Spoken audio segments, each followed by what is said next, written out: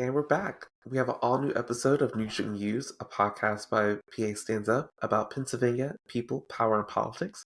I'm your host, Edwin, and I go by he, they pronouns, and I'm Director of Narrative Strategy here at PA Stands Up. And I'm Hannah. My pronouns are she, they, and I'm the digital organizer here at PA Stands Up. Hannah and I will fill you in on the political moment, share what's bringing us hope, and later we'll hear from our special guest and producer of our podcast, Liz Levins. This month's episode is personal for us. Our producer Liz will share her powerful story with chronic illness and how Medicaid has impacted, if not saved, her life. On that note, let's get into the billionaire funded threats to healthcare access in the country and specifically in Pennsylvania. Okay, Edwin, did you know that as of 2024, more than 147.4 million Americans were enrolled in Medicare, Medicaid, or CHIP? That's 43% of the country relying on some form of government-funded healthcare. Wow, that's 43% of our neighbors, community members, family members. That's a lot of people. So, for our listeners, wherever you're listening to this podcast, at home, with family, on the bus, on a walk, wherever, I want you to take a moment to look around. That's about half the people that you're seeing. Yet, MAGA Republicans, backed by Trump and his billionaire bros, are trying to rig the tax system for their benefit with $880 billion with a B, in federal Medicare cuts. So that's a big scary number, just a little bit. But before we get into what that means, let's back up. How do Medicaid, Medicare, and CHIP actually work? I'm so happy you asked, Hannah. So Medicaid covers low-income individuals, families with long-term and nursing home care, people with disabilities, and 2 and 5 births. Medicare covers 65 plus and specific disabilities, and CHIP covers children under 19. All these programs are funded by both state and federal taxes, so we have access to them whenever we inevitably need them. Okay, that makes more sense. Now let's get into what that 880 billion with a B in cuts actually means. That's 29% of state financed Medicaid spending per resident. So that's equivalent to Medicaid spending on 3 million seniors and people with disabilities, 14 million other adults, or 22 million children enrolled in Medicaid who would no longer have access. So at the state level, there are 3.2 million PA residents on Medicaid or CHIP and 2.9 million on Medicare. Millions and millions of our fellow Pennsylvanians wouldn't have access to health care. Our neighbors would suffer, and it's more expensive for all of us in Pennsylvania. Studies show that expanding Medicaid can actually save money for states. That means saving money for taxpayers too. These cuts would push all of that budgeting burden onto the Pennsylvania state government. And who ends up having to make up for that burden down the line? It's not going to be the billionaires who have every tax loophole and every tax cut. It's going to be working people like us. Not to mention, these cuts would have widespread impact. Healthcare providers could stop accepting government options due to low payouts. Delays in seeing a provider increase risk of issues becoming more complex. We have the technology to keep people healthy. Why would we take that away from people? Cuts in coverage could lead to rural areas where it's already difficult to find a provider, let alone an in-network provider, closing more hospitals and doctors' offices. Cuts in coverage are even linked to higher rates of crime. The passage of the ACA and Medicaid expansion led to decreases in crime. Are we surprised that Trump equal safety signs are lying? Oh my God, what? Never could have guessed. And the Secretary of Health and Human Services, RFK, cares more about profit and spreading dangerous eugenics-based conspiracy theories than keeping Americans safe and healthy. What happened to the whole Make America Healthy Again thing? We don't know if and when coverage will return if they pull all this federal funding. The cuts will be enacted over the course of a decade. It depends on how we vote and what happens in the next presidential election. So, in case you got lost during that info dump, the TLDR is if the $880 billion in Medicaid cuts pass and go into effect, millions of Pennsylvanians would be deprived of health care, Billionaires want us to get sicker and poorer while they exploit us and our tax system to get richer. But we're not going to obey in advance, and folks all over the country are with us resisting. That's right, Hannah. Millions of rallies across our chapter regions, the state, and the country. Millions of protesters nationwide, while thousands of Philly, Harrisburg, Pittsburgh, Reading, and more stood up and let their voices be heard. So keep an eye out for next steps. Mainly, we want people to call, write, and email your senators and tell them to say no to Medicare cuts. The House may have passed this bill, but the fight isn't over. This issue isn't just about the federal government either. We have the power at the state level. Let's use it to protect each other. The PA State House passed 4 bipartisan bills with Affordable Care Act protections. So these are protections that we currently have at the federal level, and this is how they're keeping us safe at the state level. These bills would allow adult children to stay on their parents' private health insurance until age 26, prohibit insurers from setting annual or lifetime maximums or denying coverage because of pre-existing conditions, and require policies to cover preventative health care without cost sharing. So currently, these bills are in the PA State Senate's Banking and Insurance Committee. The bills have to pass through the committee to be put to a vote in the Senate, and then it'll be sent up to the governor. But we need to put a little pressure on the committee to actually get these bills through and keep each other safe. So I'm going to need you to come with me, do a little calling, a little emailing, writing some letters to the Banking and Insurance Committee Chair, Chris Gebhard. Sorry to this man if I didn't pronounce your last name right. Minority Chair Sharif Street, and other members of the committee. And don't you worry, we will put a link in the show notes to the committee so you can contact them easily and directly. Exactly. So I'm once again coming to you asking you to register to vote. If you know someone who isn't registered to vote, help them complete the process. Deadline to register to vote is May 5th. Absentee ballot request deadline is May 13th. Election day is May 20th. So, as you know, voting is our power. So let's get to the polls and bring a friend. All right, let's get into the main bits of our podcast for this month. For today's interview, I'm thrilled to introduce our amazing producer and member of Burke Stands Up, Liz Levins. Liz, welcome to this side of News You Can Use. Can you share a little bit about yourself and how you got involved with PA Stands Up? Yeah, absolutely. My name is Liz. I use she, her pronouns. I am the press lead for Burke Stands Up comms team. So right now I've been working on kind of, establishing relationships with press locally so that like as we get more active, as we're doing more physically, like we have press and journalists and people there in our back pocket. So it's not so forefront as far as organizing goes, but it is like one of the many little things that we have to do.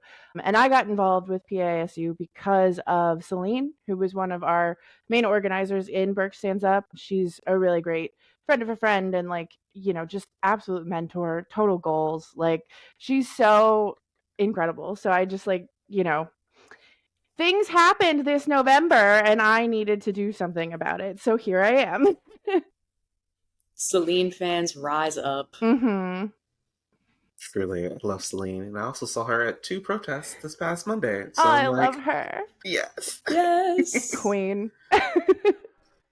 Yes. All right, so Liz, we're going to dive right on into this if you're ready for it. Sure. So, are you asking your providers about the threat to Medicaid, Medicare coverage currently? Well, I'm lucky enough to not currently be on Medicaid. I have employer-sponsored insurance right now. However, I have been on Medicaid in the past, and I, just as my own precaution, am making sure that I can stock up on supplies. So at my last, doctor's appointment, I talked to my endo about, just kind of being on the higher end of the medication need as far as prescription filling goes, just in case. Like there are so many things up in the air right now, anywhere from like supply chains to pricing changes could definitely impact everybody upcoming soon. So it's something that is very much on my radar and I'm trying to preemptively work around, I guess. Definitely. And it's even if, it's not you who ends up needing that like backstock, if you know someone who does, Absolutely. it's like, horrible that Yeah. you have to go about it that way. But, glad that we have folks like each other to keep each other safe Yeah. And during this time. absolutely. And the diabetes community is really great. And having been involved, pretty heavily in my past, like I have shipped insulin to people, people have shipped insulin to me. Like we all get there sometimes and it's terrifying, but if you've got that community, it makes a huge difference. It buys you a lot of time that you may not always have to argue with insurance companies and deal with all of the many facets of this chaos. Right. Yeah. Like we always say, we have to keep each other safe. And you mentioned diabetes. Can you tell us a little bit about your story with chronic illness and the role of Medicaid in that? Oh, absolutely. I guess that would be pretty helpful to know. So, I was diagnosed with type 1 diabetes in 1997. I was 4 years old. I was a little tiny bean. And I never had anybody tell me no, basically. Like, I had doctors and parents who really supported me and made sure that I had the best care and the best everything so that once I was a little older, I was able to go to diabetes camp and meet a ton of other kids who were just like me and a ton of counselors who were twice my age, three times my age, and doing fine. They were, happy and married or college kids or whatever. And it just really like hammered home that it doesn't have to be the end of everything to have a chronic illness, and there's a lot of good that can come out of it. So yeah, I eventually ended up running diabetes camp. I was program director, which was the best job ever. Honestly, like favorite thing I've ever done in my life, running like a camp for over 100 kids, 2 simultaneous camp programs.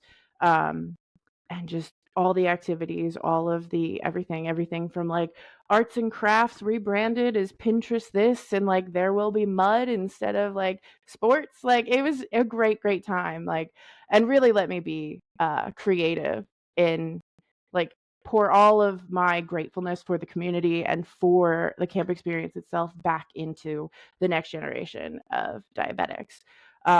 But of course, I am absolutely, because of this, no stranger to the difficulties and the cost of navigating the healthcare system. Everything from talking to people on the phone about insurance coverage to, dealing with loss of coverage. It's really scary. And like, we'll get into it, I guess, a little bit. But, like I remember being little, like being like 5 or 6. And this was pre ACA, pre Obamacare in any capacity.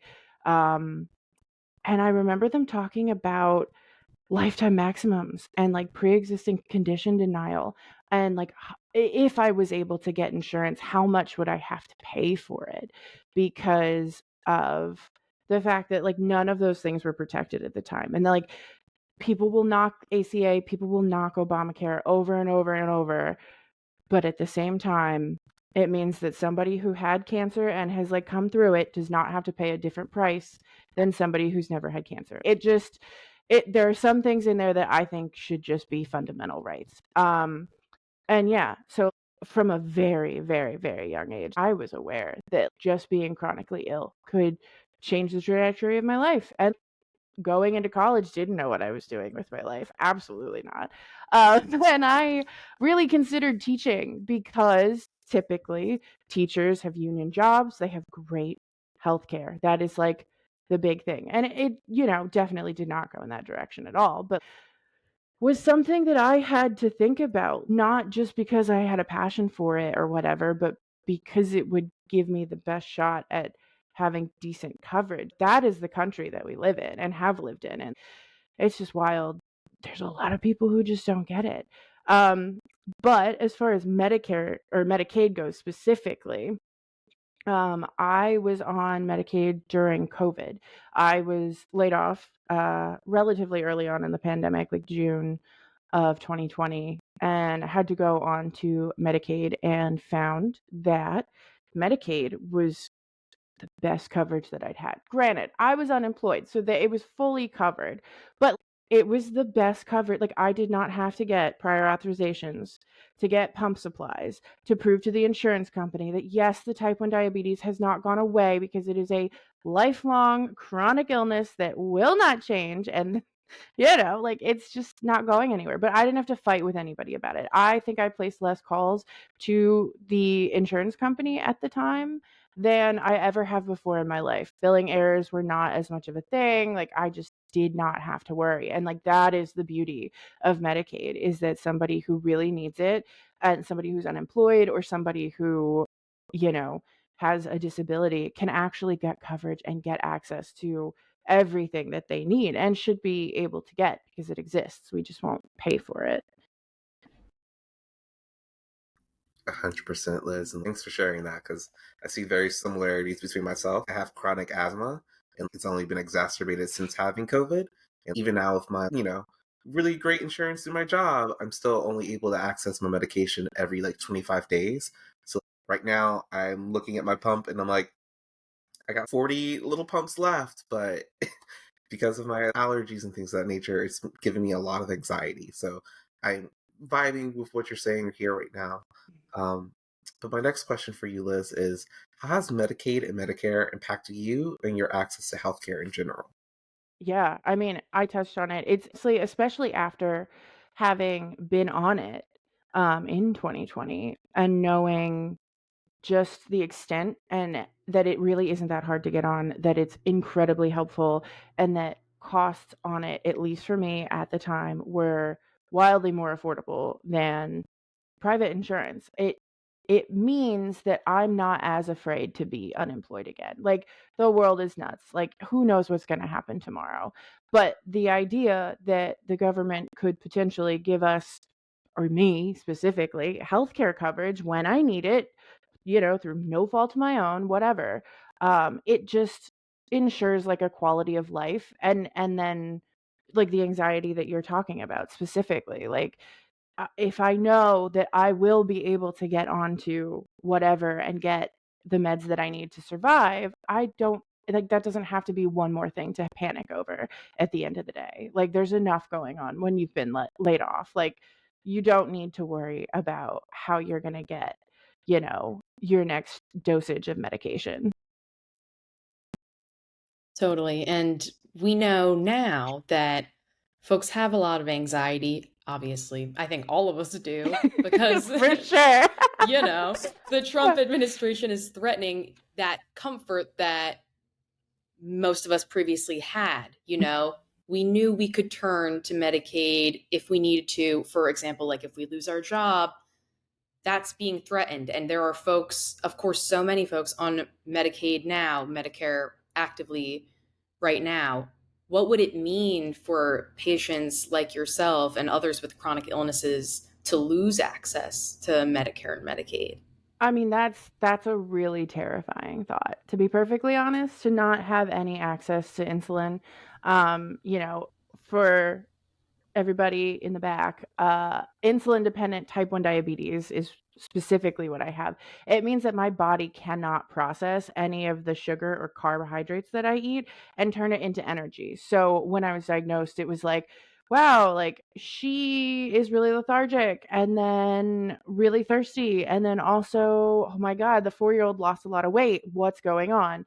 Because I'm literally starving from the inside out, because although I'm eating, although I'm getting everything I need, my body just can't do anything with it. So it sits there. And like, specifically type 1 diabetes, without insulin, you've got like 12 to 72 hours before death.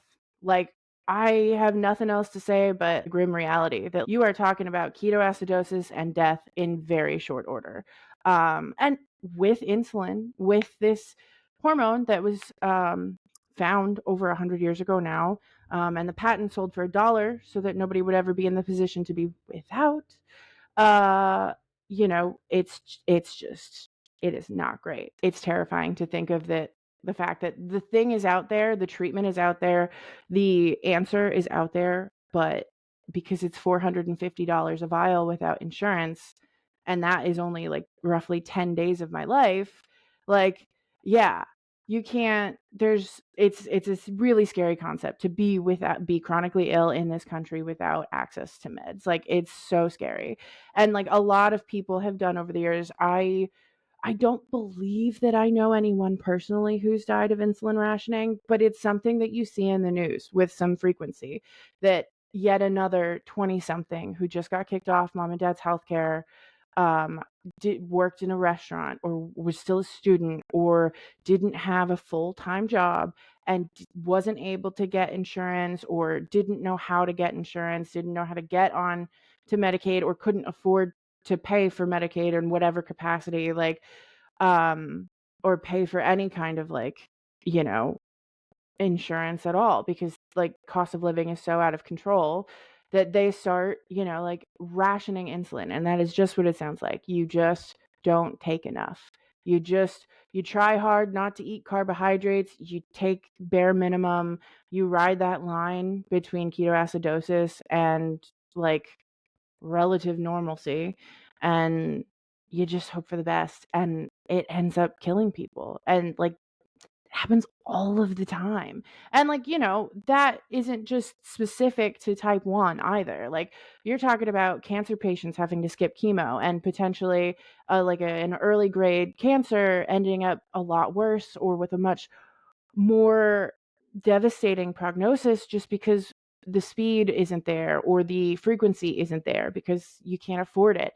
Like we've already touched on, like asthma attacks with more serious consequence. Like, Edwin, oh my God, if you didn't have an inhaler when you needed one, like, nobody wants that reality. Like, higher rates of heart attack and stroke because people are skipping meds or their doctor's appointments simply due to cost. Like, severe allergies causing death because nobody wants to pay $600 for an EpiPen. Like, and accidents and emergencies, like, absolutely bankrupting people. Like, I see it all the time. Like, people I went to high school with who, oh, like, my so and so got in a car accident and they didn't have whatever, they don't have insurance, they don't have enough insurance, they don't have PTO because the benefits here are just something. Um, and so it's like, go fund me, like, go fund my recovery, go fund my, and I get that, and I'm so sympathetic to it, but like, we should not have to live in this state. And like, that's all I think we're asking for. I would file that under life, liberty, and pursuit of happiness. So like, let's go. 100%. I totally agree, because like you were saying before, even severe asthma attacks is something that's always in the back of my mind. Especially if I forget my inhaler at home and I can't just stop into your regular pharmacy and be like, let me just get another inhaler. They're like, no, babes, you have to wait 30 days in between filling it. And you're like, how does this work? So there's so much going on in the world right now. There's so many things that are a little bit unknown.